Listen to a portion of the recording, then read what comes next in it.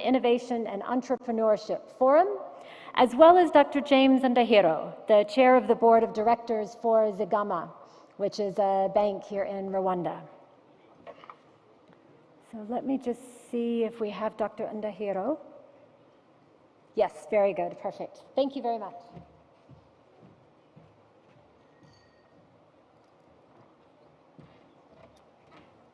Sorry, Juliana, to interrupt your session. May I kindly ask that we please move forward? I see a lot of people in the back. Please come spread out here. Move forward, please.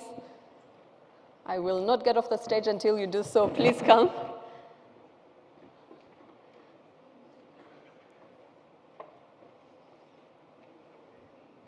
Let's kindly have people move forward, please, and spread out to this section.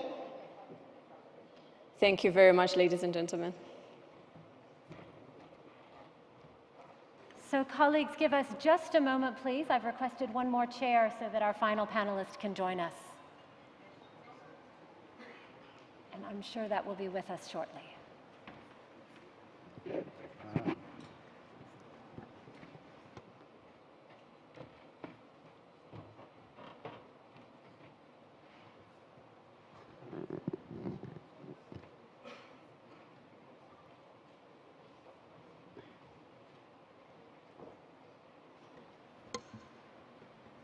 Very good. Thank you for the chair. So Ms. Sekamana may have just stepped out. I saw her a minute ago. I'm sure she'll be with us shortly, but in the interest of time, because I know we have a full program, perhaps we'll go ahead. I hope that's all right with everyone. So welcome very much, and thank you so much for joining us. As I said, this panel is looking at issues of vulnerability. We were talking yesterday about making sure that growth is inclusive, making sure that everyone can benefit from economic growth, from wealth in particular, from the opportunities that business offers. And so today we're going to talk about how different organizations and entities are having success and also perhaps some challenges in making that happen so that we can think through some possible solutions. So to kick off, I'm just going to ask each of the panelists first to give us a very short introduction of yourself, of your organization, very briefly, and then we'll come to some very specific questions. So please, Dr. Asfour. So thank you very much. I am Dr. Asfour, President for the Africa Business Council. The Africa Business Council established in line with the Heads of State Decision Summit to be the voice of the African private sector and to fast-track the establishment of the Africa Continental Free Trade Area and also to promote our intra-Africa trade. And our competitive vision is innovative, borderless in Africa for trade, investment, and industrialization. And within the whole clusters that we have clusters that really speaks to women, youth, SMEs, and people with disabilities, and of an inclusive manner of including all the private sector. Perfect. Thank you very much. Dr. Ndahiro, welcome. Okay. It's on, so I think you're good. Thank you. I'm James Ndahiro. As you mentioned, I'm the chair of Zigama CSS, one of the local banks. Is it on? It was on. Oh, sorry. Okay. Perfect. I think that's good. Okay, thank you. I chair one of the banks in Rwanda, and we provide financial services to our members. We are a cooperative movement, and we ensure that the access to finance is affordable, and that's the area we are involved in. Thank you. Excellent, and we'll hear some more details about some of your programs later on. Thank you, sir. Okay. Mrs. Ochem. Thank you. Good morning, everyone.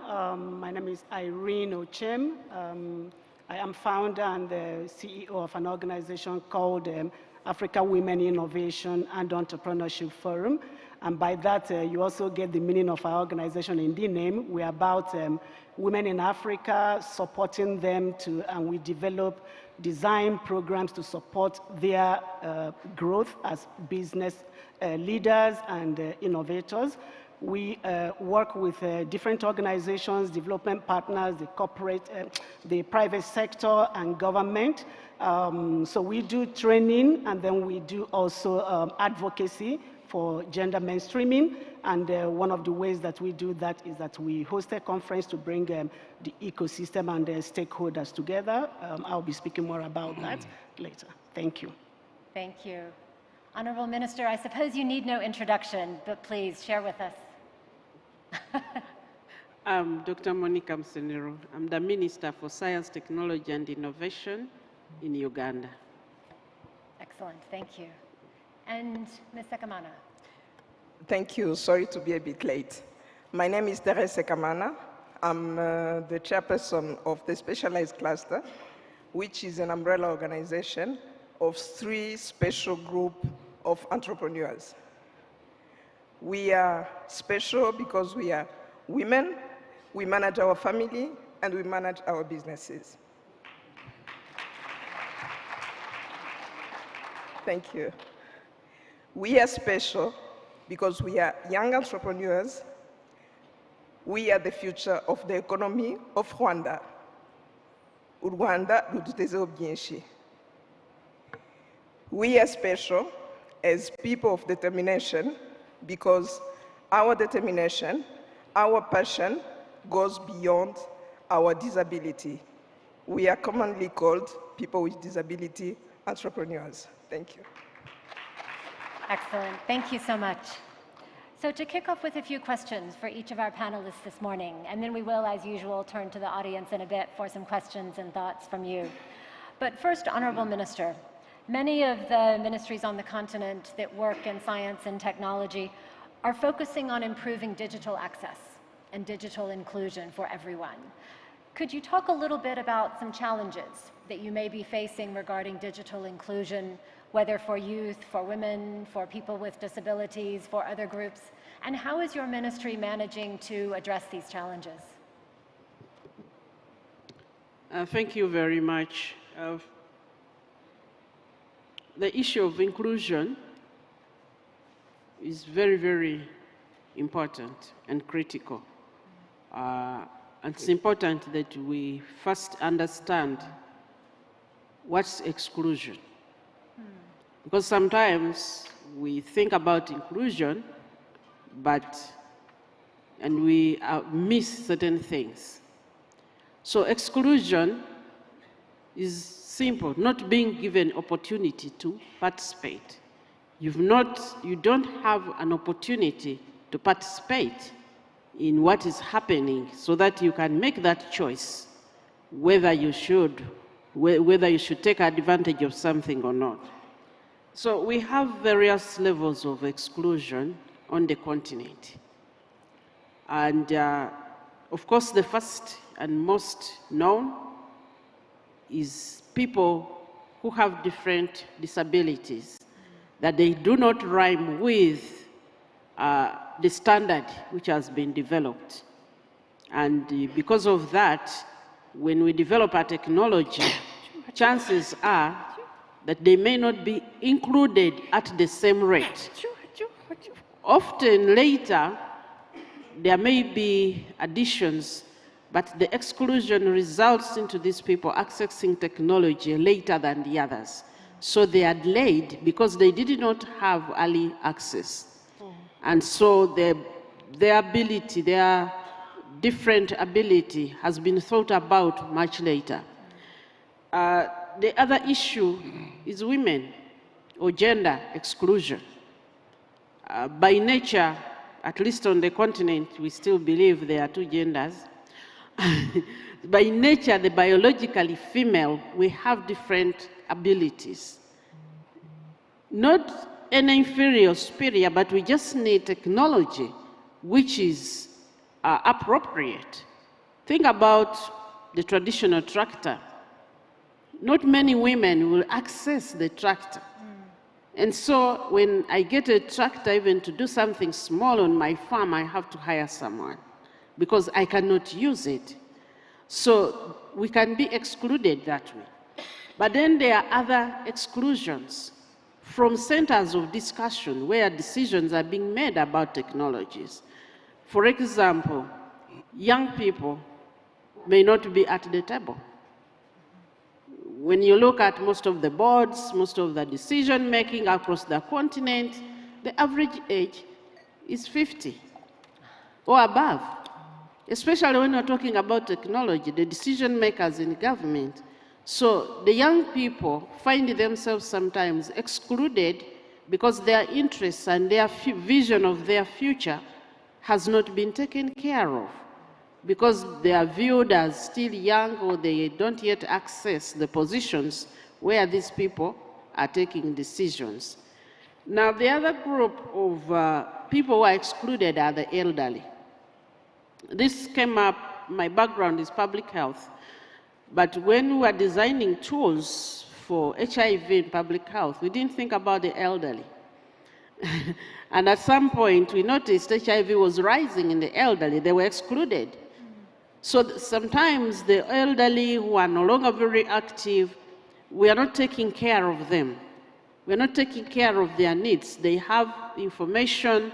Some of their information is stuck where they were at the epoch of their age, and they need more effort to take care of their needs. And some of the technologies we are bringing seem very intrusive to them, and we are not taking care of their needs. And the last is geographical exclusion. In most of our countries, we tend to think about business in the urban centers for a certain caliber of people, and really on the continent, we have a lot of huge rural populations. Many of them still struggle to access as basic things as mobile network. Of course, they were excluded from the other telephone, but they don't have mobile network. Internet access is very poor, and so they are excluded. So technological, as a minister for science and technology, I have to make sure that I'm reaching across the circle of who should be participating in this, in the business, in the technology development, such that nobody is left behind. Thank you. Excellent, thank you. Very, very important insights, I think, from a national perspective. Let's turn now to a couple of the continental organizations. Dr. Asfour, the Africa Business Council has a clear vision, which you have shared with us. Can you tell us how are you going to use that vision to help empower women, youth, people with disabilities? So thank you very much. Actually, we are talking now about creating prosperity and wealth through the ACFTA. The Africa Business Council established in the same decision summit of establishing the Africa Continental Free Trade Area. Now, I just tend to change the narrative. Women, youth, and people with different abilities are not vulnerable groups, and they are not actually marginalized groups. They are the core of our people, of our society. Because women are 50% of our people of Africa, youth under 25 constitute more than 65% of our African population. So if we're talking really about strengthening our African private sector, women, youth, people with different abilities are part and parcel of the human resources that we need to empower to realize the real development. Because it's a business case. It's not really about men and women. It's about building the capacity of 100% of our human resources of Africa, which is all of us. So we have to be really change the narrative and say how we empower our people of Africa, all of us, including men, women, youth, people with different abilities. So having said about what we are trying to do and to give data and to build the capacity of our people. The second pillar, how to help, is policy advocacy. We need to have preferential treatment for government procurement for our African private sector, including SMEs, women and youth. And that's again what I advocated was I was Chair Commissioners Council, and now I'm advocating to have at least 40% of government procurement goes to African private sector, including SMEs, women and youth. So if we do this, we will, by law, give our people of Africa and Africa private sector a 40% of our government procurement, which is trillions of dollars that creating wealth to others outside the continent. So we are exporting our wealth. We are exporting our job creation. We are exporting our prosperity. But if we really have this law of government procurement, we will really empower our people. And the third pillar, as I mentioned, is about product development. So if we empower the women and the youth and people with disabilities and have the policy, and then we don't have a good product for Africa, what are we going to do? Get containers from Dubai and China to trade among ourselves? Or we have a made in Africa product which is competitive, standardized, value added, branded, packaged, the whole made in Africa label. So at this point, Africa Business Council is partnering with ARZO, which is the Africa Standardization Organization, to see how we empower the women. And we have specific programs, like for youth, we have a program called Hunting for Africa's Unicorns. You know, innovation, as Minister have said, is our core channel for real development. So we have put this program for our youth entrepreneurs on the continent. We have innovative solutions for African problems, and we have this call for action for youth that can really realize this, but we need to invest in them. So this is women. Other programs that we have for women in agriculture and women in jewelry. You know, all of us now who know the minerals of the continent, the gemstones goes to Jaipur, India to be cut and polished there, and then we got it after we add value there. Why? Now we are putting programs to have training center for cutting and polishing our own stones. This very nice piece of jewelry from Madagascar, but unfortunately, it cannot have access to the direct market internationally. It has to go through other channels of other countries to have international markets. So now we're currently working to see how we set up these training centers for cutting and polishing our own African stones. So this is only two examples of what we can do all of together, but we need to have a business directory of what's existing on the continent. So when we, as women and youth, having a product, we need to promote this product. So marketing is very important. And this is how all of us come together to realize business linkages and to see what are the women here in Rwanda doing? What is the women doing in Nigeria, in Egypt, in Lesotho, in Malawi, Zambia? How are we going to trade among ourselves if we don't know about each other? So this is another thing to make a business registry for the existing manufacturers and for existing women entrepreneurs in different sectors and youth entrepreneurs. And of course, we have a certain cluster now that we're developing for people with disabilities, because we found out that there is a huge, huge need of empowering our African people and leaving no one behind. Thank you. Excellent, thank you. I suspect that, Mrs. Ocem, your organization is also doing quite a bit regarding empowering women, not just for their businesses, but also to take advantage of AFCFTA, so that at the borders they know. They can say, yes, I know about it, and I'm using it. Can you tell us, what are you doing, and what else do you think needs to be done to achieve these goals? Thank you. So yes, we are an organization, a women's economic empowerment organization. So 100% we focus on driving the participation and the leadership of women in business and in the African economy.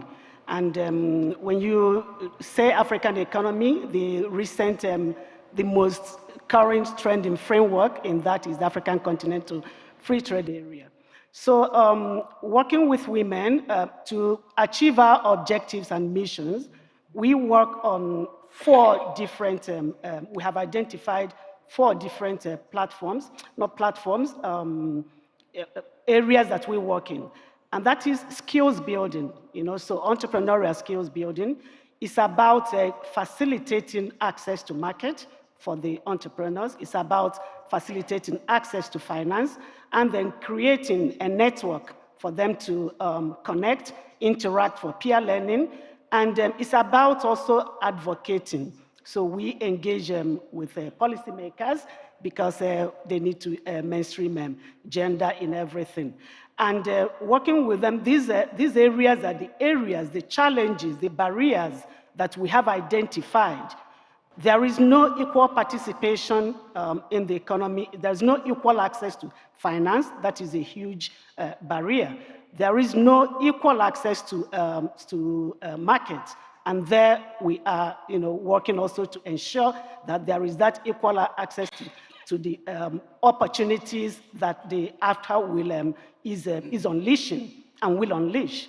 And women are excluded from getting finance, not totally excluded, but the gap is huge. According to the African Development Bank, it's more than a $60 million gap in providing finance to women-led businesses. So to close these gaps, we work with different partners. We run different programs. We have a program that is focused on getting entrepreneurs investment ready. Because if you want to talk about access to finance, you need to be, you have to be attractive to investors. Then we work, so in that area, we are currently working with the African Development Bank. ADB has an initiative called the AFAWA, Affirmative Finance Action for Women in Africa. We are one of the entrepreneurship enabling organizations that they are working. AFAWA has 3 pillars to it, and one is technical assistance, and that's where we come in. There is the policy pillar, where they work with governments to mainstream gender, and there is the access to finance, where they work with banks and financial institutions on the continent to provide access to finance. So our role is to train the entrepreneurs, get them investment ready, and then channel them to that AFAWA financing facility. AFAWA is working with the Africa Guarantee Fund, and through the Africa Guarantee Fund, then the women coming out of the program can access finance. It's not only ADB that has all these facilities in place, initiatives, but it's not enough. What we are seeing is not enough. So there are challenges, a lot of them, in accessing finance, in accessing market, and we want to see how women can get equal participation, equal consideration in both the opportunities coming from the AFTA, but also being at the table, to be part of the conversation, part of the implementation, part of the policy making. How do we ensure that participation? The Honorable Minister mentioned the different areas of exclusion, of women. And one of them that we are seeing is women in the rural communities. It's not only people with disabilities or young women, but in the rural communities. And that's a huge number of women. I will give an example with agriculture. More than 70% of agricultural practice on the continent is in the hands of women, and they are in the rural communities. So, and there we have to think of what innovative options are available to be able to close those gaps. And those are the areas we are working on. I would mention one of our areas of advocacy is our annual conference. So every year we host the AWIF conference and AWIF Awards. We've been doing it for the past 8 years. This year would be the 9th edition, and we're hosting it on the 9th and 10th of November here in Kigali. We are partnering with the Ministry of ICT and Innovation. We are partnering with Therese and the PSF Women's Cluster. We are partnering with RCB. And we invite you, it's our platform, our way of bringing the entrepreneurship ecosystem on the continent and even beyond. We have development partners participating. We have government policymakers participating. We have the entrepreneurs, the startups. We have the different ecosystem players, the investors, and also the media, because we have to also promote and support this through media. So I'm inviting you, everybody, to our conference to meet again, because these conversations need to continue. And hopefully, as we meet and dialogue and discuss, we also learn to eventually put, walk our talk and all that. So the AFTA is a very important thing for women, because that is the future, and that is trading intra-Africa, And that is a huge opportunity for inclusion. Fantastic. Okay, yeah, let Thank me you. stop here. We will all look forward to the conference. It sounds like it will be really exciting. Thank you for the invitation. So let's go back to a country perspective. Ms. Sekamana, tell us what the cluster in PSF is doing to support particularly women, youth, other groups to access AFCFTA, to have skills, et cetera. Thank you. In fact, what we are doing, we are just assisting and pushing a bit what people already have in mind on our heart. First of all, we did create a space for those special people that we are, which is called Entrepreneur's Desk. What do we do there? You have your idea, you are already an entrepreneur, being a woman, being a young entrepreneur, being a person with determination, you are most welcome. We try to grow your business. How do we try to grow your business? We provide trainings. Those trainings are provided in that comfort zone where we can speak our language, we can share our weaknesses, we can share our strengths, peer learning. After getting the trainings that we need, because we are the ones who knows what we need, we try to get the certification to go out of the country, which is needed. We get all the information, gather them together, and share with our members. Then, once we are ready, we approach the bank. We approach the bank with the support of BDF. I know there is a lot of people who really do not believe in BDF, but please, I'm a living example of BDF. I couldn't afford to build a hydropower plant. I didn't have a collateral of millions of dollars. So please come, approach us. There is someone from BDF who is waiting for you to assist you. This Friday and Monday, we have BRD coming to help our members to fill the form and access EGF. Please come. Money is there outside. We always say that our first issue is access to finance. Let's challenge people. Let's try, then we go with data, we go with facts. Let's say hundreds of people did apply EGF, but only 2 got GDF. But we truly believe that those hundreds of people can access EGF. So let's push up to the end. That is within Rwanda and the environment created by our government. In fact, for those who do not know, BDF, they do cover the collateral up to 70% for women and youth, person with determination.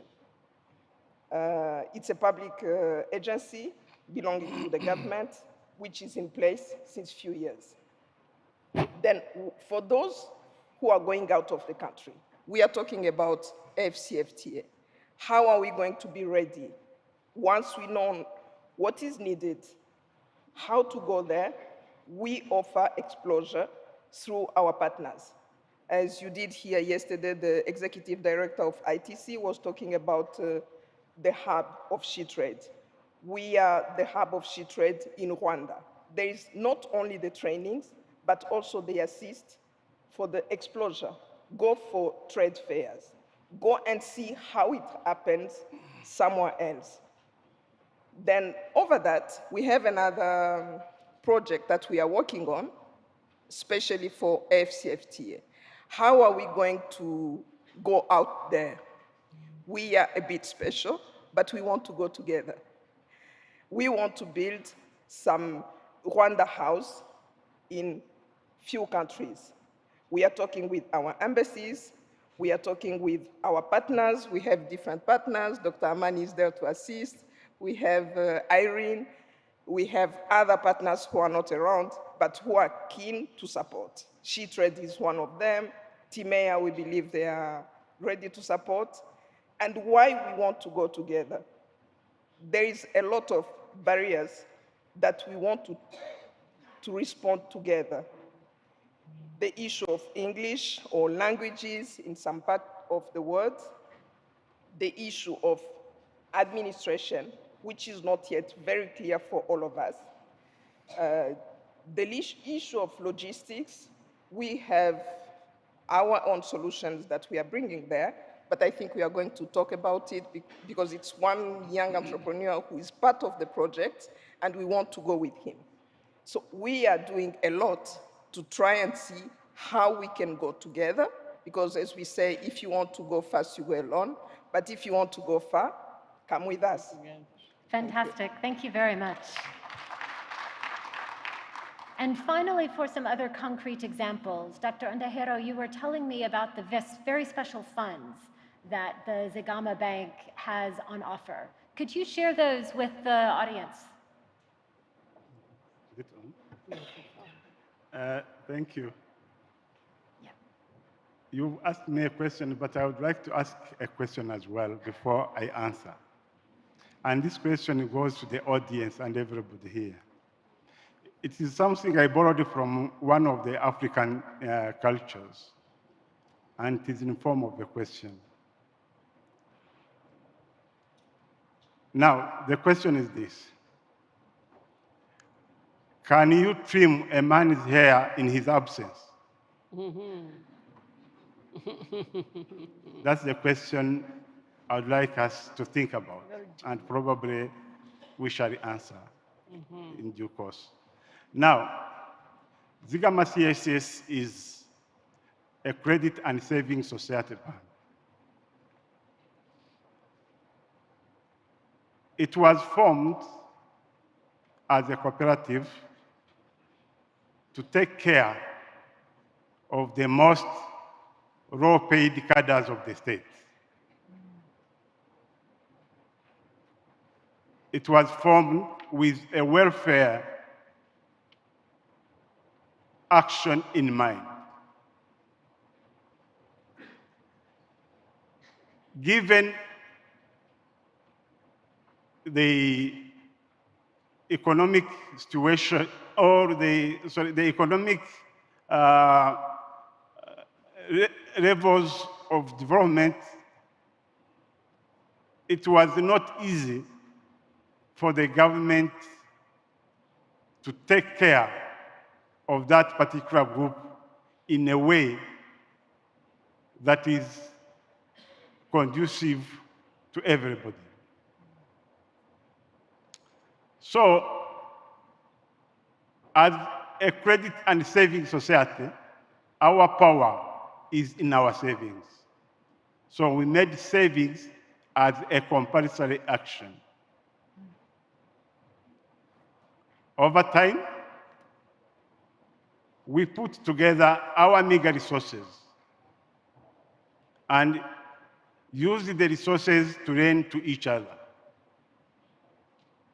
It has worked. But after a while, we realized that most of our members are absent landlords. We came with this idea of taking care of empowering the spouses. So we started a family product whose objective was to improve the household income. Now, as you know, most of you work with banks. When you are conducting any loan analysis, there are specific things in the financial sector that you look at. But we agreed among ourselves that we are going to do things differently. With the family loans, we look at the spouses and their passions, not the business plan per se. What are you willing to engage in? Do you like it? Do you love it? If you've not done it before, can we support you to start? And we watch, as we watch, we monitor the progress and we accompany you through. That product has worked. We have served over 26,000 women, and we have disbursed about close to 36 billion Rwandan francs. And in that particular group,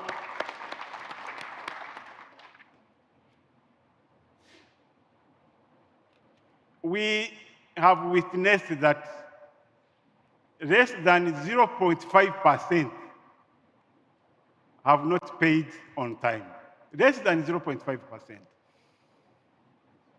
So they are able to work with borrowed money, and they are able to pay.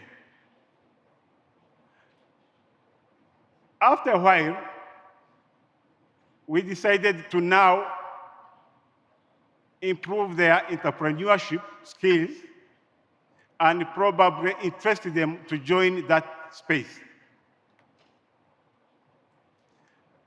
We came up with a product called group funding, whereby we look at women forming cooperatives, small cooperatives, and we encourage them not to exceed 15 people, between 5 to 15 maximum. Again,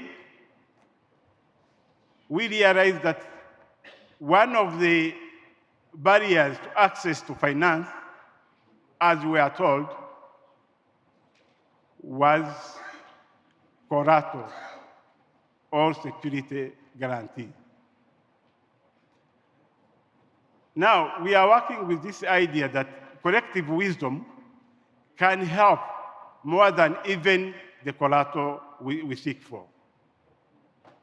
If they are together, and if they know each other, and if they have identified something in common with a passion, something they like, they are not in it just to pass time or to make money, then we are willing to risk the capital without asking for collateral.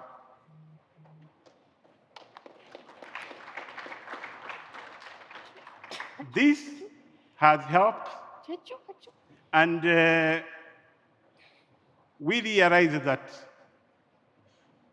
the traditional ways of giving loans or the traditional banking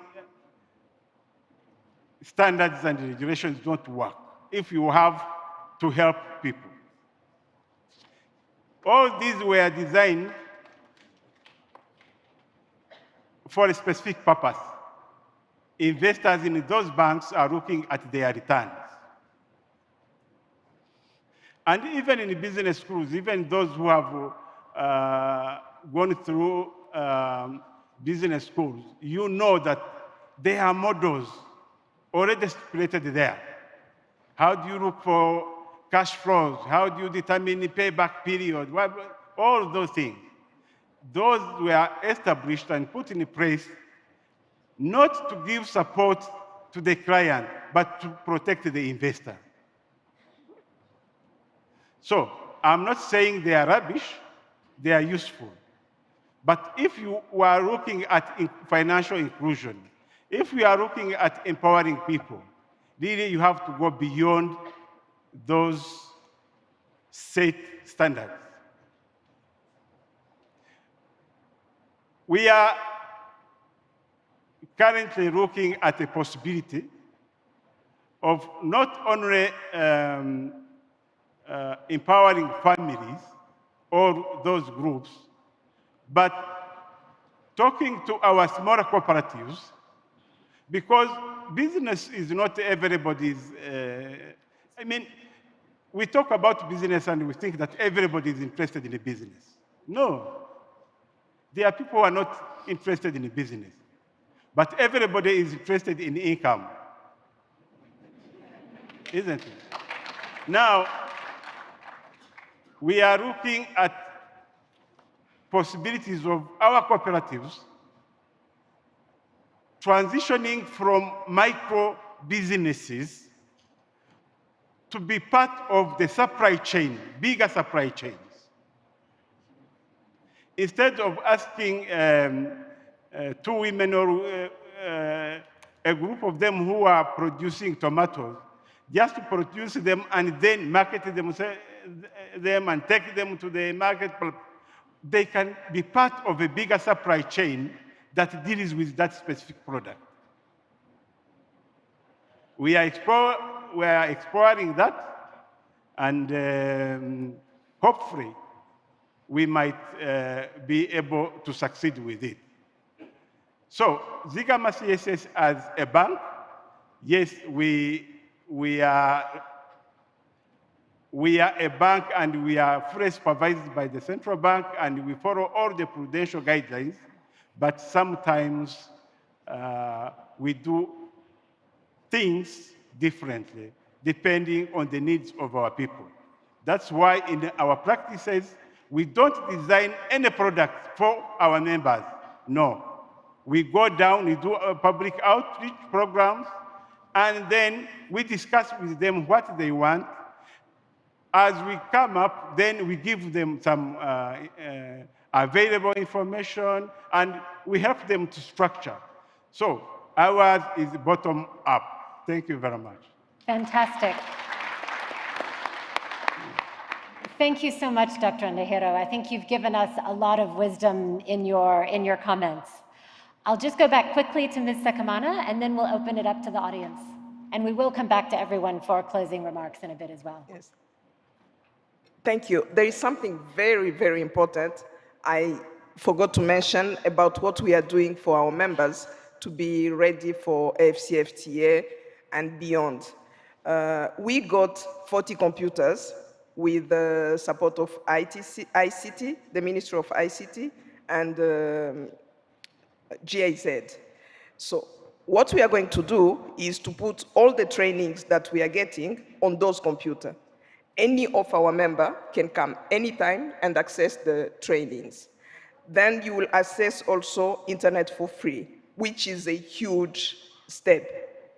We are calling up on our panelists on the previous panel, Rwandan, to come and support the specialized cluster, those special people, to go more digital. Thank you. Excellent. That sounds like a good way to deal with some of the digital inclusion challenges, to give people access. Thank you. All right. Any thoughts, questions, challenges? One of the things I liked about yesterday was that we had some challenges in the room for the panelists to think through and respond to. I saw a hand back there. Do we have colleagues going around with mics on this side and then on the aisle? I think you're there at the aisle first. Okay, please go ahead, and then we'll come to this side.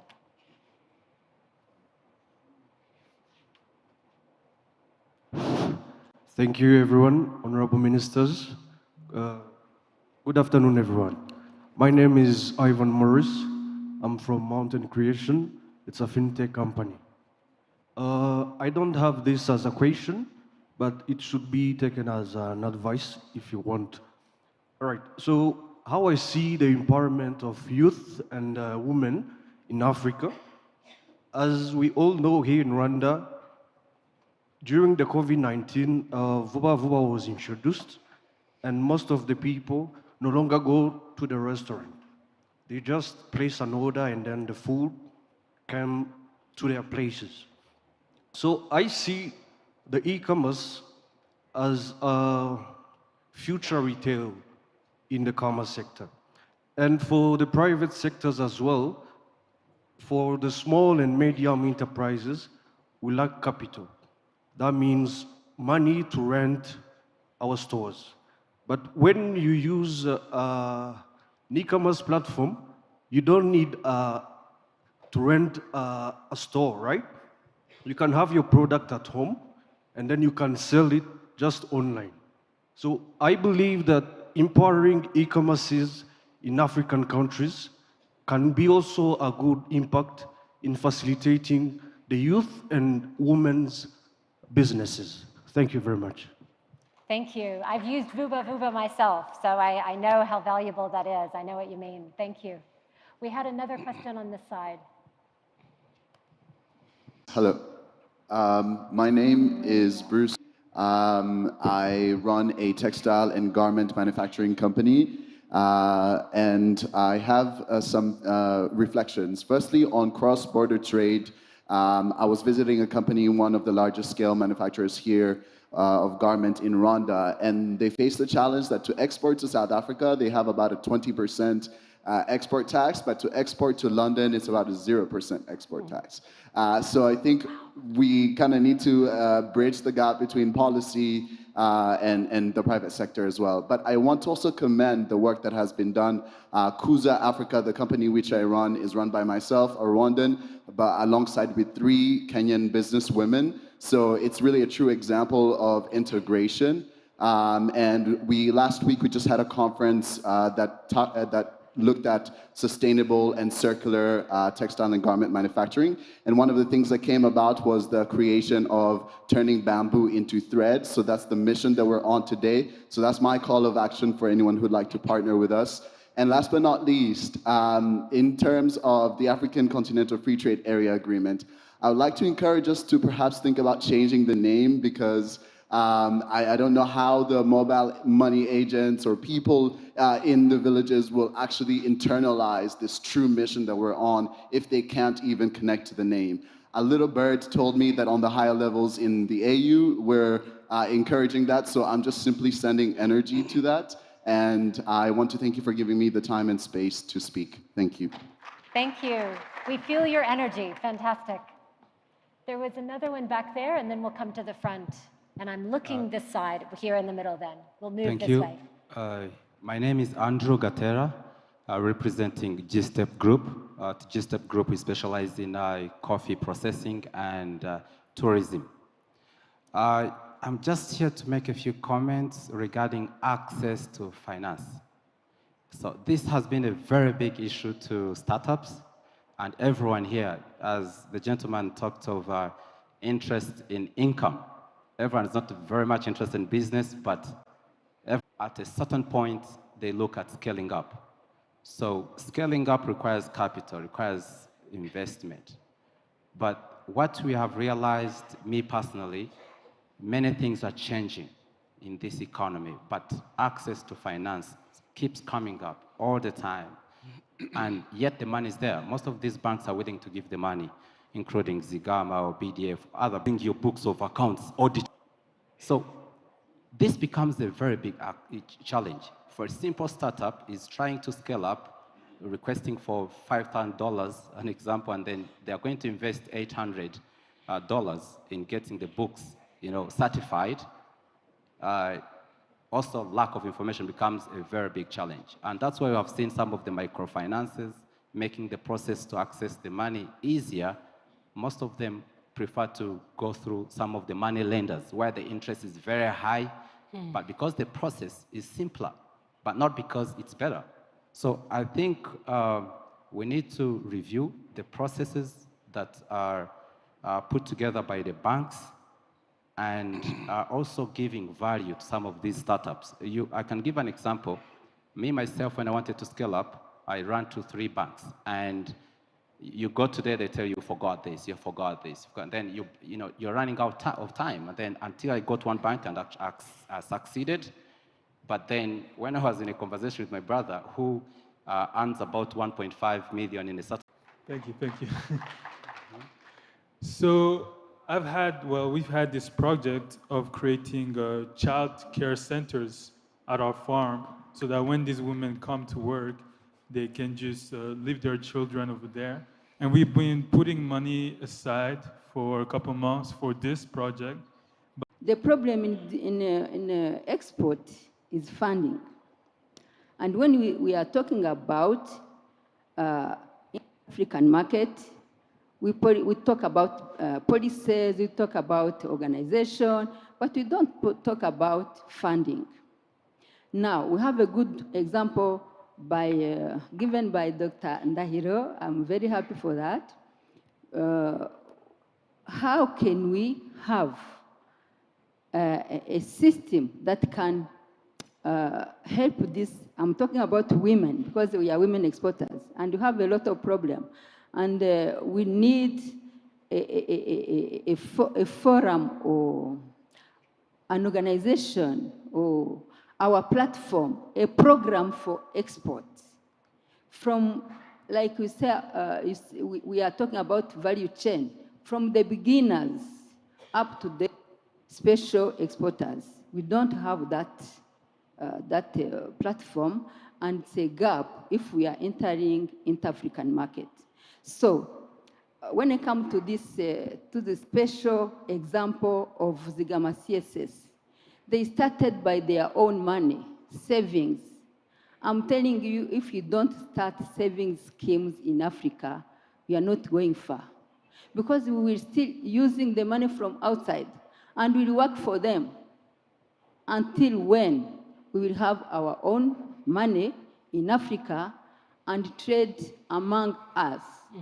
Otherwise, we will still work for them, have what may be our profit, and it will go, yes, it will go back to them.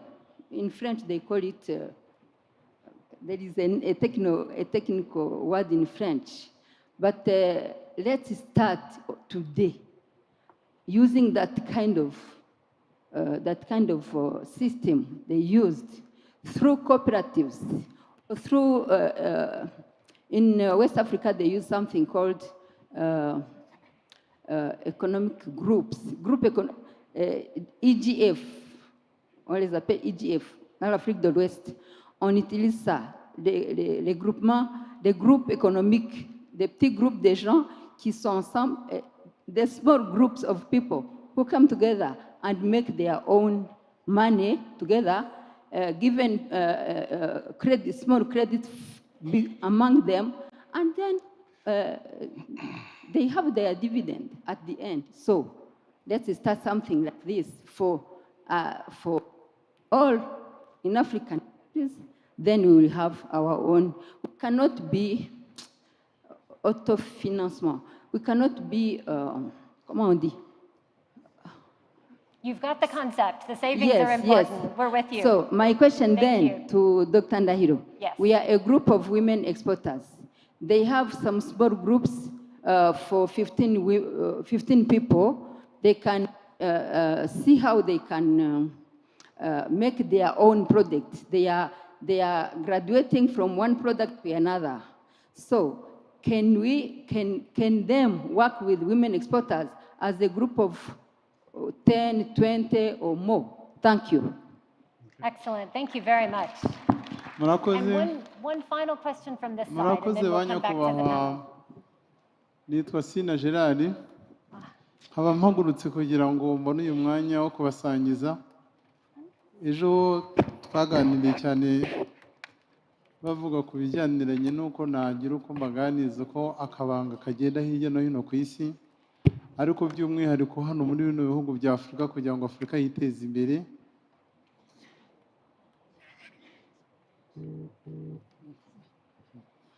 Murakoze banyakubahwa mu nzego zinyuranye. Nitwa Sina Gerard, mpagarariye ubuhinzi n'ubworozi, ariko nkaba n'umunyenganda kandi nkaba ajya no ku isoko mpuzamahanga mu bihugu bya Afurika, mpereye muri Nigeria, Maroc, Cameroon, Ghana, Kenya, South Africa, Tanzania, Uganda, n'ahandi hirya no hino. Hambuka nkajya UK, ejo mwumvaga bavuga, cyangwa US, za Canada, hose product dukora zigerayo, kandi byose n'ibikomoka mu buhinzi. Ariko Afurika ndayishaka cyane, ndabivuga ntabivuga ibibazo, ahubwo nshaka kuvuga ibisubizo. Iyo turangije dushaka kujya ku isoko, kujya muri Amerika ukoresha amasaha 24 ukabugezeyo.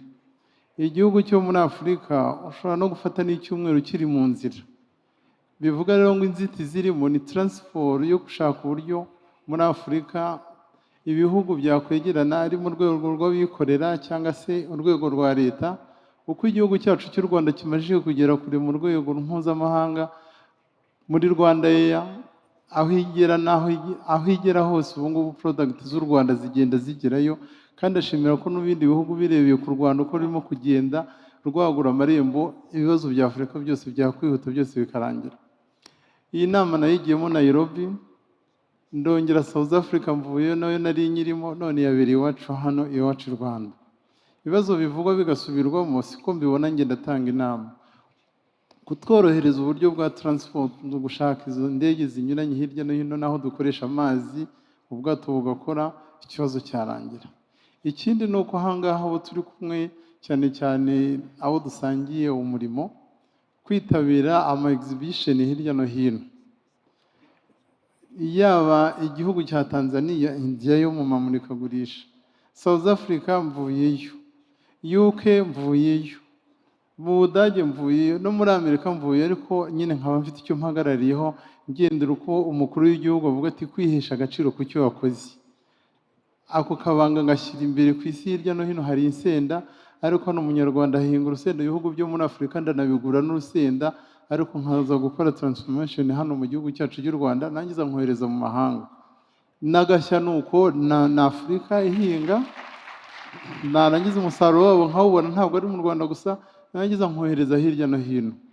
Banyakubahwa rero, Afurika nicaye Nairobi muri iyi nama, numva Afurika yageze igihe cyo gutekereza mu rwego rwo kwigira. Ni ikintu cyampaye imbaraga nyinshi cyane, ngo aho buri munyarwanda wese cyangwa umunyafurika akora ikintu akumva ashaka isoko i Buraya, akumva azajyana hanze, noneho akibagirwa ko n'abaturanyi ari bo banyafurika ubwabo natwe tugomba kwishakamo imbaraga kandi bigashoboka. Ndabizeza rero ko nko mu bafashe ijambo aho ngaho bavuze ku bibazo bijyaniranye n'abadamu, mbonye abicaye aho ngaho ndavuga nti abadamu Afurika yarakomoye, kuko murebye umumaro aho ngaho na Dr. Ndahiro uhari, abadamu ari bo bamukikije, birumvikana ko agaciro k'abadamu karahari, nta kongera kubisaba rwose. Umudamu muri Afurika cyangwa no ku isi hose yahawe agaciro. Banyakubahwa rero mwese dusangiye ijambo, twiha agaciro, twumve ko ibyo dukora byose ku isi yose barabishaka, ariko by'umwihariko tubanze muri Afurika. Nitujya uruganda rwose rubayeho rutekereza igihugu cy'abaturanyi, muri transport bavuge kuri twe bikorera, duteranye dushakisha ukuntu izo ndege tuzigeramo uruhare, dushake ukuntu leta nazo zikore ku buryo zihuza indege ziboneke, maze murebe ko ikibazo cya Afurika noneho no ku isi yose y'Afurika n'ubutaka bwiza dufite n'ubwenge dufite byose tuzaba twicaye neza ku isi yose. Murakoze. Murakoze cyane, Sina Gera. Thank you very much. So I'm going to come back to the panel. I'm going to ask each of you just to take 1 minute, if you don't mind, to summarize. We've had comments on e-commerce, on a 20% export tax, on access to finance and simplifying that process, on cross-border trade platforms, and on transport. I'm going to come last to Madame Ochem and Sekamana. I think you may have something to share with us also, so please feel free to do that as part of your final remarks. Let me start with the Honorable Minister. Any final thoughts you'd like to share with us?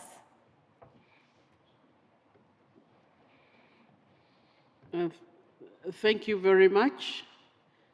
Glad the audience has taken a lot of interest in what we are discussing. I would like to make some remarks on, but give a technology angle to everything and how it can facilitate us. One form of exclusion in most of our countries is excluding the informal trade, the informal people. There are huge people excluded even from this CFTA because their businesses are not formal, they don't have systems, they don't have technologies, they don't have, and so when it comes especially to like tax exemptions, which is a government policy, and I'm picking that up because I understand more what's in government, you find that they have a lot of trouble.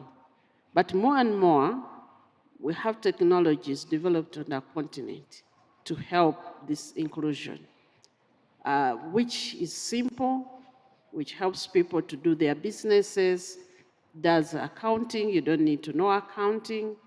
You just enter simply your purchase price you bought, your sales price if you're a trader, and you are able to submit and apply for some of the tax exclusions.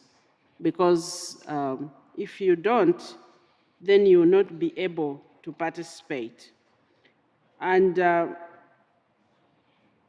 only way really I know how to address exclusion is technology. If we stop looking at it negatively and look at identifying all the exclusions that we have talked about here and look at them as business opportunities. Exclusion should be looked at as an opening for business opportunity. We have so many innovations, but the different types of innovations. There is a category known as a market-creating innovation. These are innovations which address non-consumption. People who are not consuming in a particular area. And if you study a lot of technologies, many of these technologies developed to address those issues, those specific exclusion issues, ended up taking over the market. And so I would like especially to invite the private sector to pay attention to areas of exclusion, such that we can be able to innovate in those areas, because usually when you're addressing excluded populations, you pay a lot of attention to what you're putting in, and so the product will end up being superior. So in all this, and again, we have sometimes impatience from our private sector. They are just saying, let's go, let's do it, and we understand. Transition is going to help us to develop appropriate technologies to address most of the gaps. But I want you to know that exclusion is a business opportunity. Sometimes we look at it as a charity opportunity, as a project, but they are business opportunities. Thank you. Excellent, thank you. My apologies to the audience. I think we're going to go 5 minutes into the next session. I'll just ask the colleagues to please be short if you could. Dr. Asfour, final thought. So thank you very much. I want to respond to my young brothers and sons who had talked about really youth startups, because it's a huge issue within our continent. That's why we have we're developing now the Africa Innovate Fund for investment in startups, just like you have rightly said, with reference to fintech, e-commerce, health tech, edutech, agriculture tech. We have huge innovations now through our young, and exactly, if you go to bank, they will never give you money. But if there is venture capitals, which is Africans, and funds, which is Africans, because we tend to find that also VCs coming from across other continents to invest in our youth innovations, and then they are taken up from Africa. So this is a huge issue that you are talking about. And of course, if we talk about how to access investment, it's really, you have to have bankable projects. And this is, again, we need to work for establishing of business development centers and business incubators to support our young entrepreneurs, our women, to have access to finance through the paperwork. The women and the youth are not able really to do it, but other institutions can help for them to have bankable projects to be invested in aside. So the whole ecosystem, actually, with reference to the access to finance for our women and youth is huge, and this is what we are working on as Africa Business Council, and also the export. My sister, we have already now the African Congress for Women Entrepreneurs, for Women and Youth Entrepreneurs, that speaks to exports. It will be happening during the Comesa Trade Fair in Egypt from 8 to 11 of October, inshallah, where we have already an exhibition for women entrepreneurs, women exporters, and have business linkages. Because if I don't know what you have and you don't know what I have, so we will never realize this ACFT. So information is very important, and platforms for export is also huge. Transport of logistics, of course, this is a huge impediment on the continent.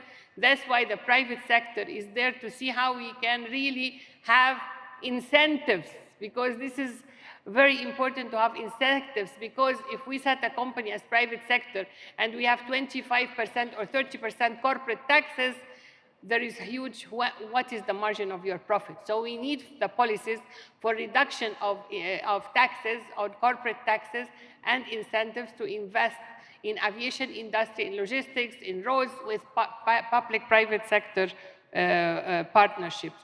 So I believe it's the whole issue of how we, all of us, come together as private sector, as governments, and African Union institutions, to put the whole ecosystem and to have African solutions for African problems, and really invest in our African people, including women, youth, and people with different abilities, and change the mindset that we need to have something from outside that will be good, and from Africa is not good. On the contrary, if we really invest in our raw materials, which is the core for all the world now, are looking for the raw materials of Africa. If we don't protect our raw materials and industrialize our raw materials and empower our own private sector, not multinational companies, then we go nowhere. So our main issue is really how to invest in our African indigenous people. Thank you.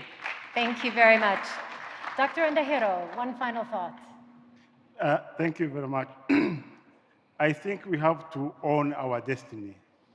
If we don't, and we prevail on other people's traits, then we shall not have our own mindset. That's why, if you look at the business environment in Africa, I'll give you a specific example. In East Africa, we have failed to remove barriers to trade, and instead, one of trademark representatives is here. We are even funded by external powers to do our business, even to align our procedures. If we cannot even fund a basic need like that one, how are we going to do others? So it is an issue of ownership. It is an issue of looking at our own resources. I like the idea of savings. Any economy that does not depend on its saving, then it can never be independent. Whatever we are talking here, if Africa still lags behind in terms of investing in things like research and development, we are going to be permanent consumers of other people's products. Even with this pretense that we are in the digital, whatever, those things, we are just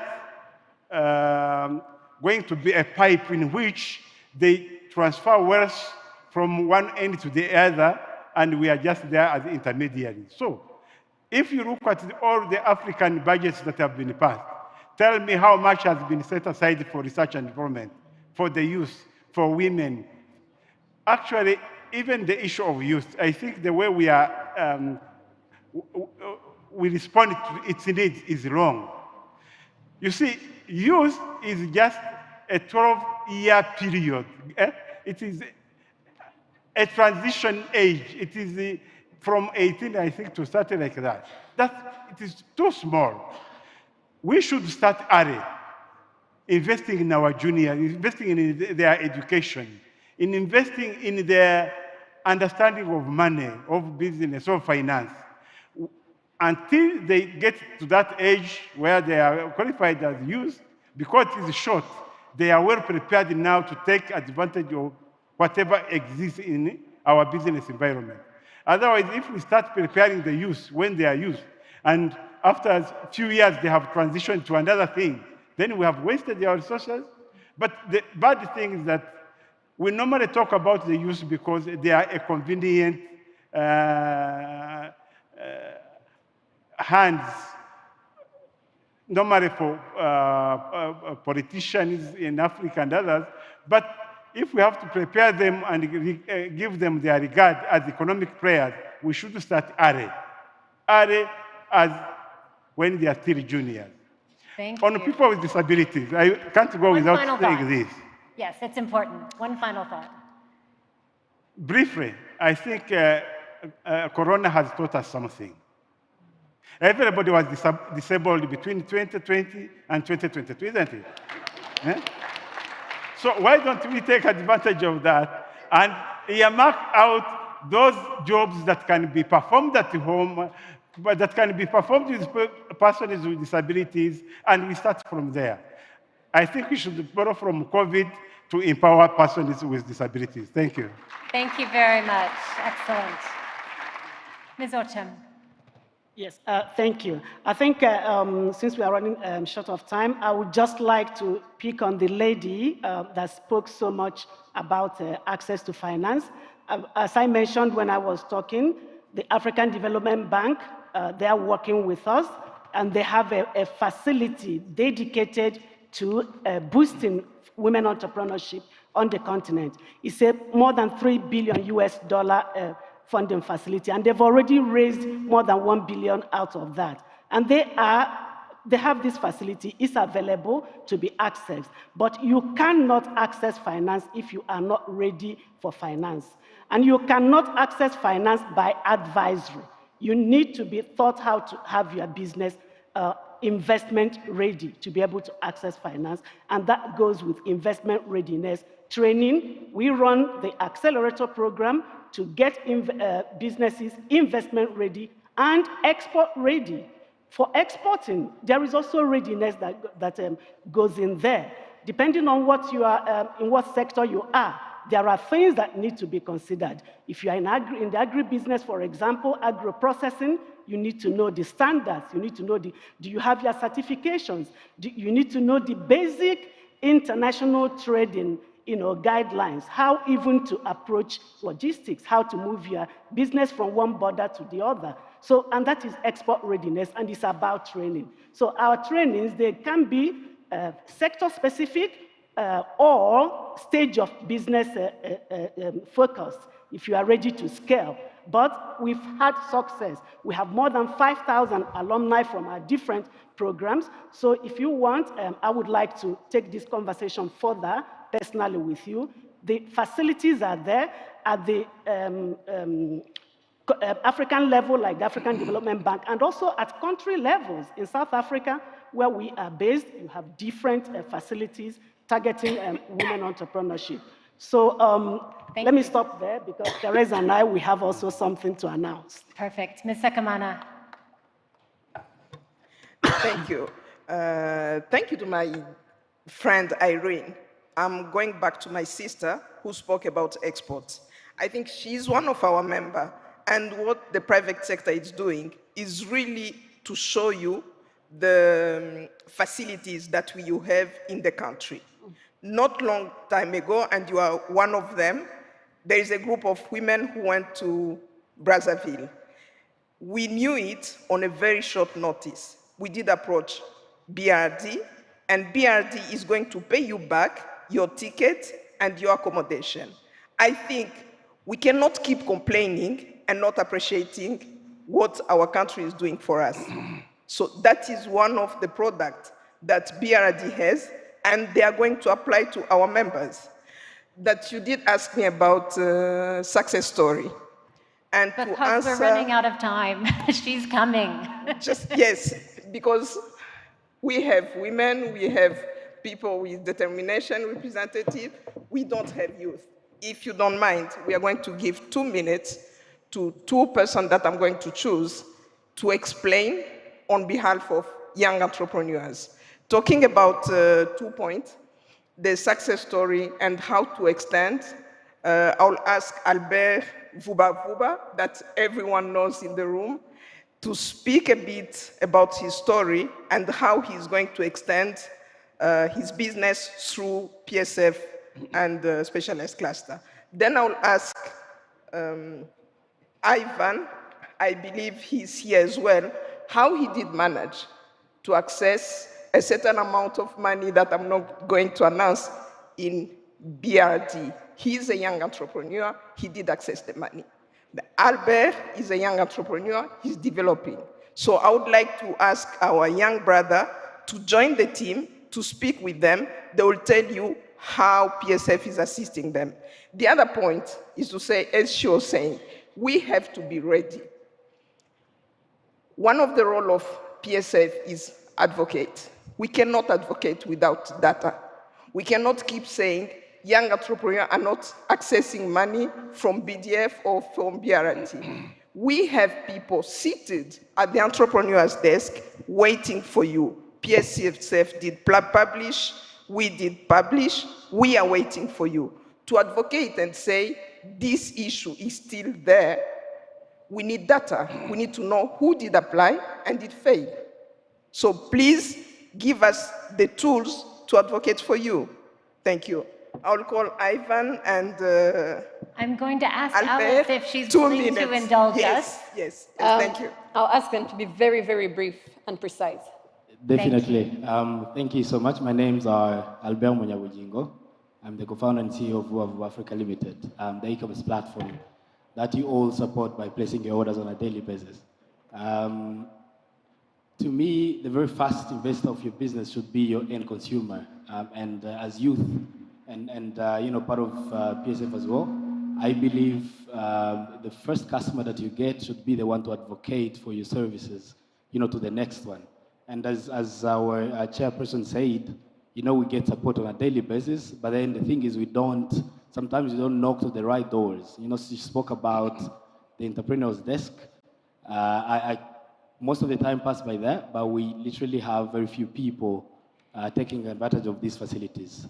Thank you so much, and yes, keep ordering with us. We'll be expanding to some of the countries with the Rwanda house that she mentioned, as well as providing a solution to the rest of the African continent, starting in Rwanda and as a made in Rwanda product. Thank you. Well, thank you very much. It's actually very nice that we're sitting very close, so we reduce the logistics challenge. So my name is Ivan, founder of 1000 Hills Products. I'm very, very thankful for this seminar. It's been a very good panel, very interesting. So really, one more round of applause for the people in the panel at the moment. Thank you so much to the chairperson to elaborate. Well, when it comes to the funding of BRD, I would say that it's very possible to actually get funded by BRD as a youth in agribusiness. 1000 Hills Products has created a very interesting facility that is running on renewable energy. We're actually reducing post-harvest losses at the Lake Mugesera, and everything is going to be done in a very efficient way possible using solar power, lake water filtered from the Lake Mugesera is going to be used in this facility. So we were very, very, very, very happy that BRD chose to be able to actually fund us. I would just say something with this. When it comes to funding through this institution, it's more of preparation. You need to be prepared to be funded. You need to organize your documents. You need to have time because it takes time. It's not a commercial bank. It is a development bank. So please endure that. Take time, understand what they need, and they will understand you as well. Because one thing that I've seen is that they're not there to just give the money. They're also there to also help you understand even more your business. So through PSF, specialized cluster, I managed to get the information that I needed. Once again, emphasizing on the cluster that is actually working right now, the entrepreneur's desk. Every youth is open. It's open for the youth, for the people with disabilities, and of course the women to actually come to this place, get information free of charge, get it on time, and actually get help. So I think we should have any more excuse with this kind of setup that we have. So please, you're welcome. And I'm also there to support in any way possible. You can always give me a call. And I'm very active on WhatsApp. Thank you very much. Thank you so much. Thank you.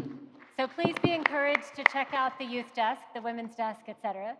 The colleague from Arenzi Farms who asked about childcare, please see me afterwards. And to the participants in the panel, many, many, many thanks. Murakoze-channe. Thank you very much. Allow a round of applause for them, please.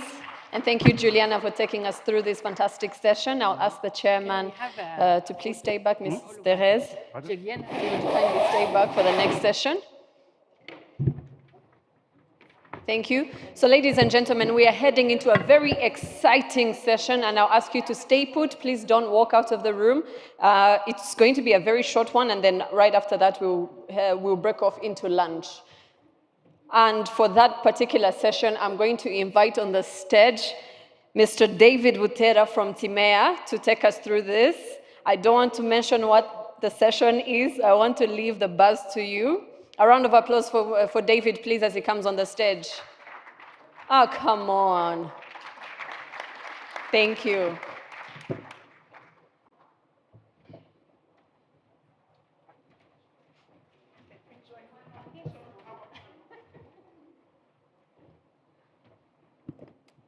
Thank you very much, Alice. A round of applause to Alice and all the beautiful work she's been doing the last 2 days. Thank you very much, Alice. As we wait for the dignitaries to conclude the photos, have a seat.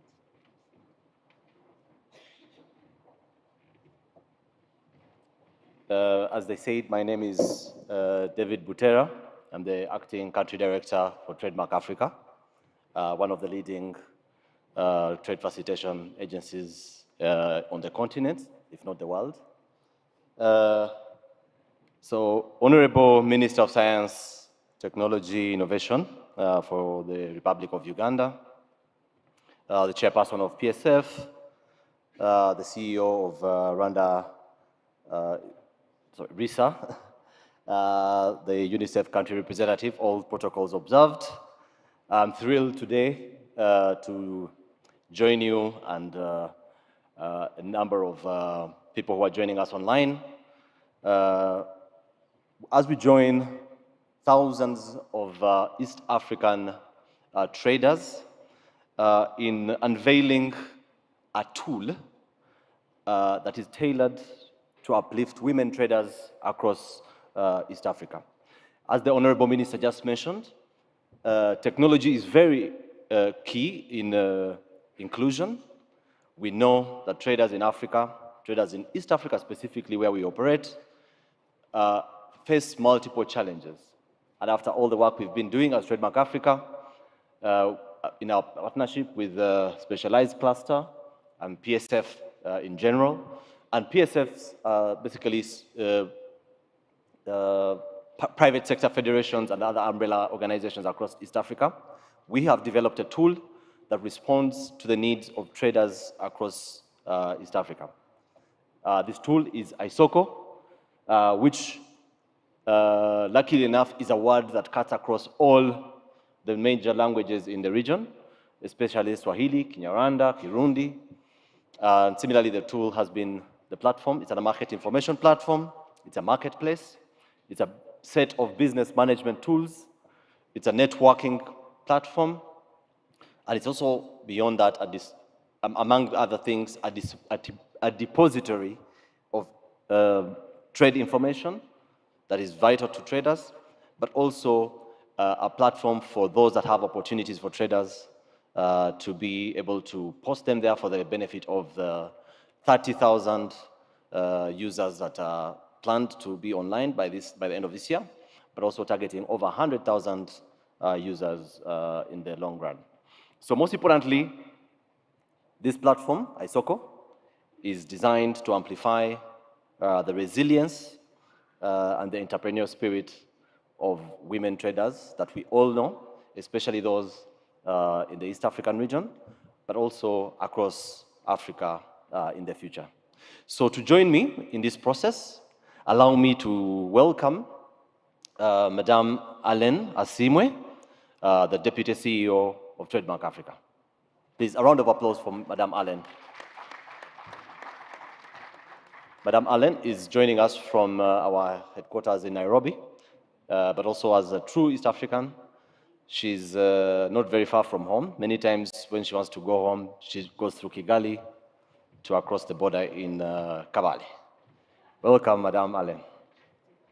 Also joining us, representing RISA, please welcome Mr. Innocent Muhizi to join us on the floor.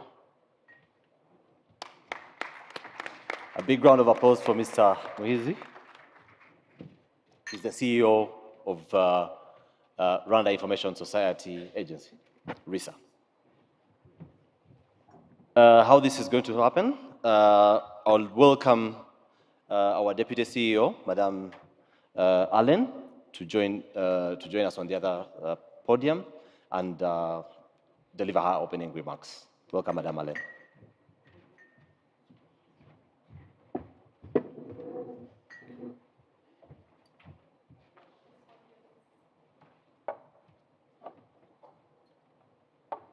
Hello? These podiums are meant for, I think, taller people. This is not inclusion. You should think about us who are petite and, a bit shorter to the ground. So hi, everyone. Good afternoon. It's been quite a long morning, very insightful talks, but at times at these conferences, you feel, okay, where is the action? And we are here to bring you the action. I'm glad to join you this afternoon to launch iSOKO, our digital platform that is really meant to serve women, traders, men, youth, all across our region, to give them access to information, but also to provide an Alibaba of sorts for our region. And before I go into my speaking notes, I just want to see by a show of hands, how many of you here are engaged in a side hustle? The East Africans know what I mean by side hustle.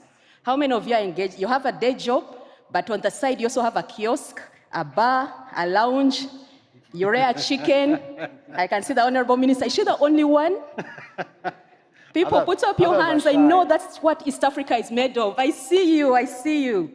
I'm a lawyer by training, but a few years ago, my sister, she's a multitasker. She's a trader, she's an HR specialist. She was working with Citibank. She told me, Allen, let's go to China. Let's go to China and bring things.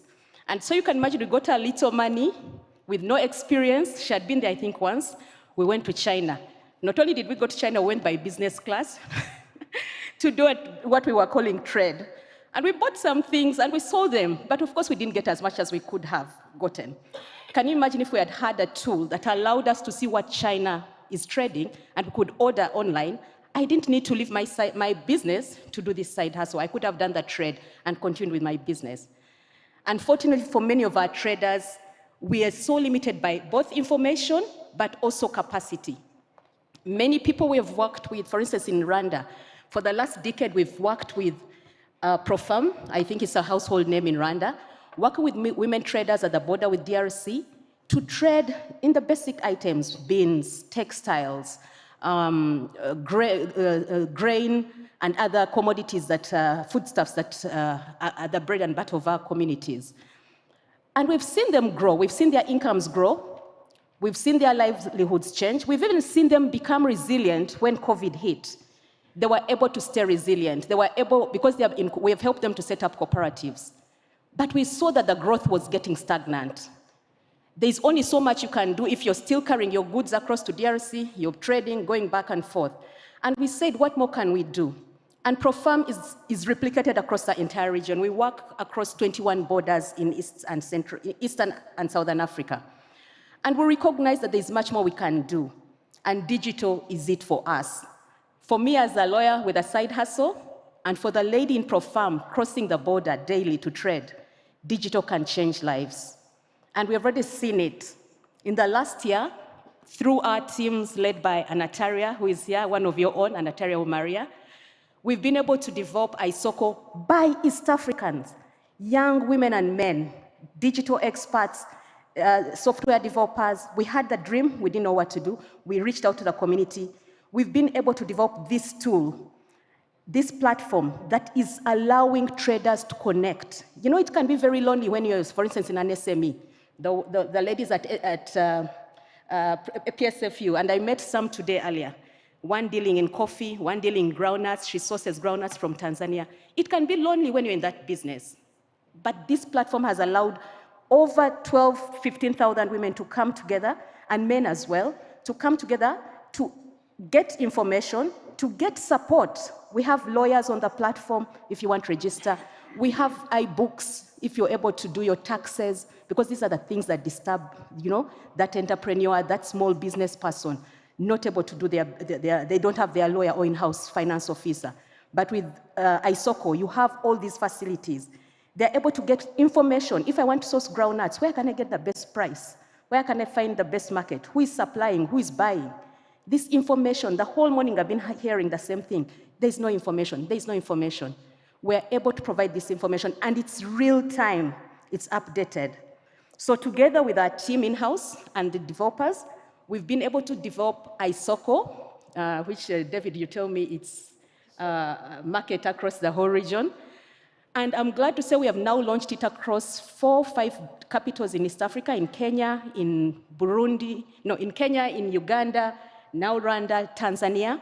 And we hope to bring together hundreds of thousands of traders sharing information and trading. Right now, it's more about information, but in countries like Kenya, they're already trading on the platform. And it's my dream that businesswomen, both the pro firm, the one at PSFU, the hustler like myself, will be able to actually get to broaden their vision and access a bigger market. I'm so excited to be here today. I flew in at 2 a.m., imagine. But I had to be here because for us, this is the future. This is the now and it's the future. We're not only seeing East Africa as the market, we are seeing Africa as the market. Every time I travel across the region, I was in Ghana, they want what we have. You know, they don't have fresh produce.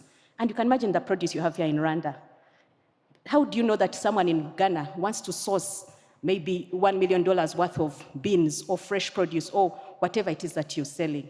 How can we help you to aggregate? How can we help you to get this produce to the rest of the market? Digital is just the start of the story. So I'm super excited, and we welcome you all to join us on this journey. And I will wait to hear from the rest, and then we'll press that button to launch iSOKO in Rwanda. Murakoze cyane cyane.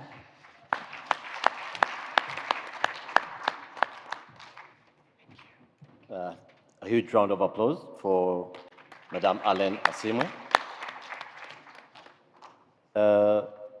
Up next, I would like to invite the custodian of the iSOKO platform, and that is the chairperson of the specialized cluster. And with that comments, I would like her to also use that to invite our guests, the CEO of RISA. So over to you, Madam.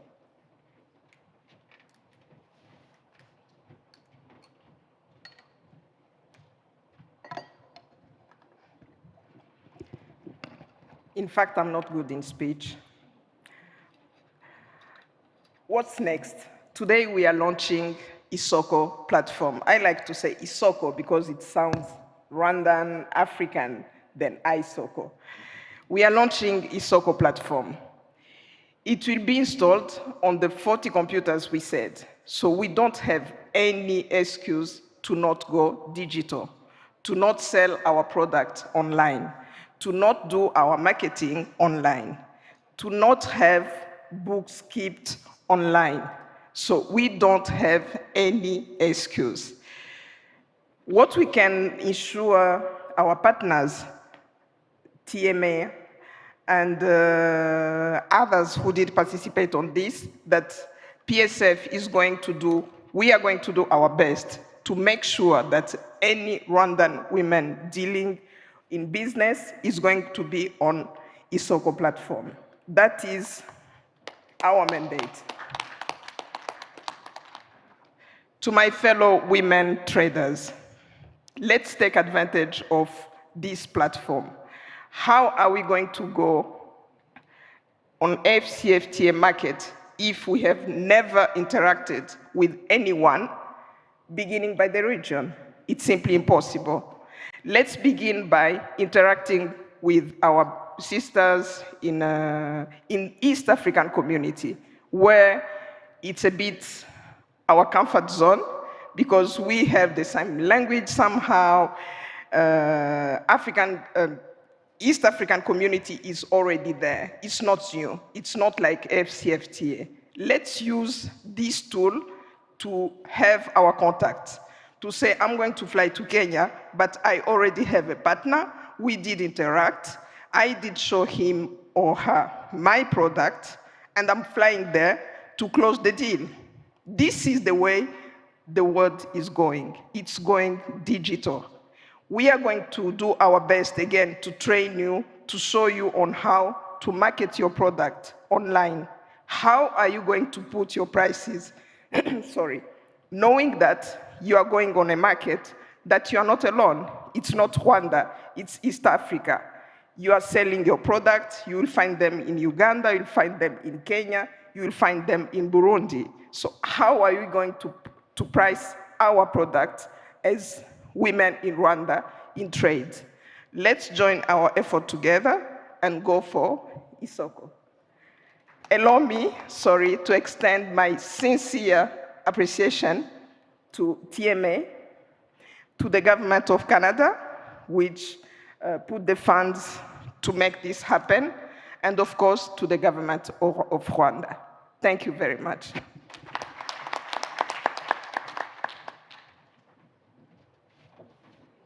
Thank you very much, Madam Chairperson. Allow me then to invite our chief guest, the CEO of RISA, to offer his remarks.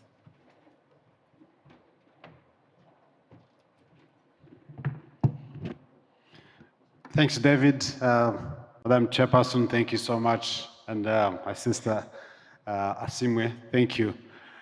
Those who know me know that when you talk digital, that is something that warms my heart. So, and especially, it's very interesting that we are talking about iSOKO, because this is a name that is very familiar in Rwanda. About 10 or so years ago, we launched iSOKO, but at that time it was E as in electronic, SOKO. But now I want to rebrand it. Yes, the I is international, SOKO, so which is iSOKO. And for me, they've done the job for me, because this is what I'm in charge of.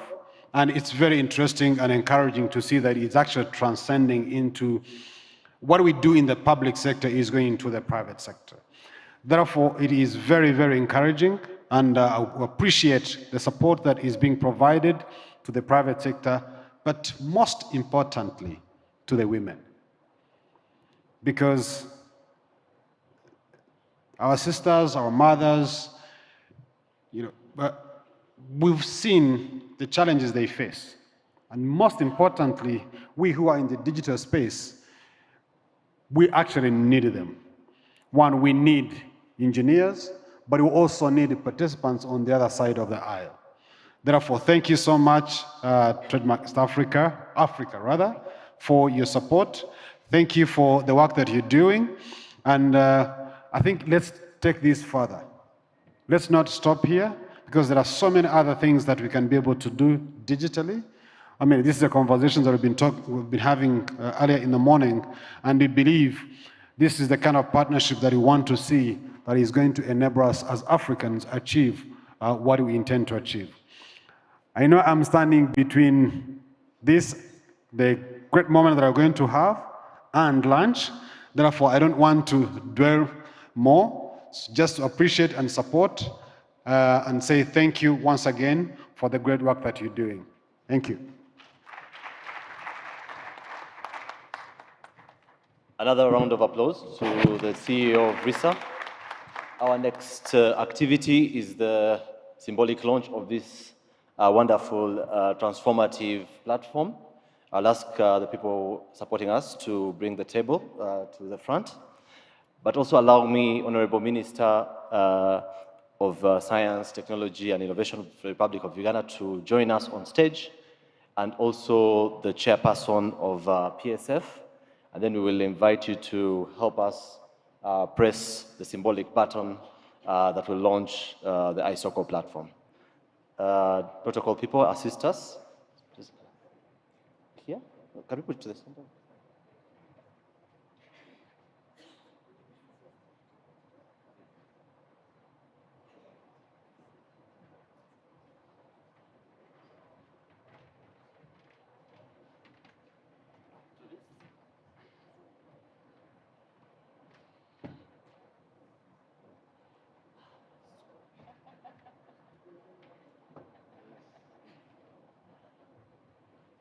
All right. Did I see the Madam Chairperson of PSF? Please also join us on the stage.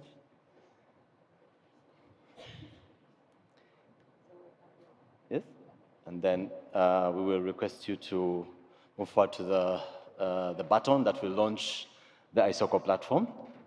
I think we'll just have a moderate countdown of 3, 2, 1, and congratulations to the launch of the iSOKO platform. Thank you very much. I believe you can follow the presentation of actually the features and the brief of the platform itself.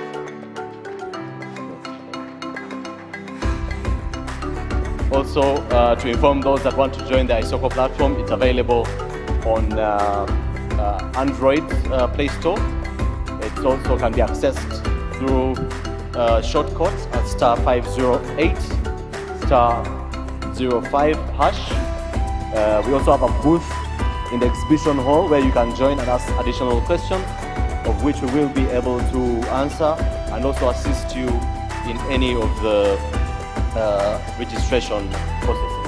So thank you very much. I'll hand over back to the main MC. Thank you very much.